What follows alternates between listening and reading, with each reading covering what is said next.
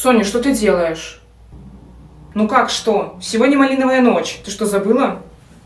Ну, я знаю, и что?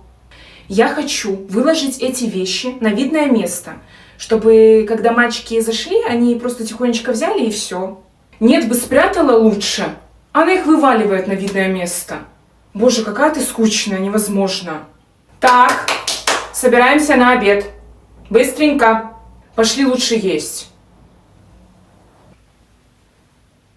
Так, Паша, бегом забираем все розовое и красное. Понял.